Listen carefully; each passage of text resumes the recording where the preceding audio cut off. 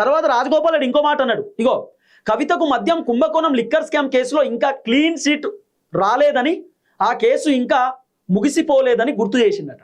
ఇంకా clean chit రాలేదు, ఆ కేసు ఇంకా అయిపోలేదు, గుర్తుపెట్టుకోండి అని చెప్పి రాజగోపాల్ రెడ్డి చెప్తున్నాడు. రాజగోపాల్ రెడ్డి మాట్లాడిన వీడియో ఉంది, దాదాపు 1 minute 50 seconds వీడియో. ఆ వీడియోలో క్లారిటీ లేదు, ఇంకో మీకు కావాలంటే చూడు, అంత ఆ వీడియో కూడా వస్తలేదు. దిస్ వీడియో కాన్ ప్లేడ్ అని వస్తుంది. వీడియో ఉంది మన దగ్గర, కానీ అది ప్లే అయితే లేదు, ప్లస్ వాయిస్ కూడా కరెక్ట్ లేదు. కానీ ఆయన మాట్లాడినటువంటి మాటలు అయితే క్లియర్గా నేను సేకరించిన. రాజగోపాల్ రెడ్డి చేసినటువంటి సంచలనమైనటువంటి వ్యాఖ్యలు. ఈ మధ్యకాలంలో రాజగోపాల్ రెడ్డి కొంత బీఆర్ఎస్తో టచ్లో ఉంటున్నాడు, బీఆర్ఎస్ వాళ్ళతో మాట్లాడుతున్నాడు. ఒక చర్చ అయితే నడుస్తుంది, రాజగోపాల్ రెడ్డి బీఆర్ఎస్లో పోయినా ఆశ్చర్యపోవాల్సినటువంటి అవసరం లేదు అనేది ఒక చర్చ అయితే నడుస్తుంది.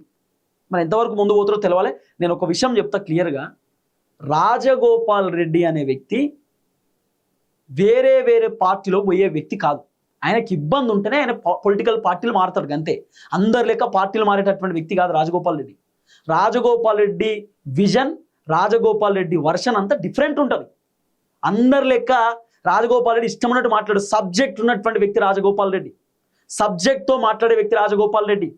రాజగోపాల్ రెడ్డికి కల్వకుంట్ల కవిత పార్టీ పైన ఎందుకు విమర్శలు చేయాల్సిన అవసరం వచ్చిందంటే, పాపం కేసీఆర్ని పట్టుకొని తిడుతుంటే రాజగోపాల్ రెడ్డికి నచ్చలే. కేసీఆర్ తెలంగాణ ఉద్యమకారుడు, రాజగోపాల్ రెడ్డి వాళ్ళతో కలిసి పనిచేసింది కేసీఆర్తో కలిసి పనిచేసిన వీళ్ళంతా. రాజగోపాల్ రెడ్డి అయినా కోమటిరెడ్డి బ్రదర్స్ ఇద్దరు ఉద్యమంలో వీళ్ళు క్రియాశీలక పాత్ర పోషించారు కదా.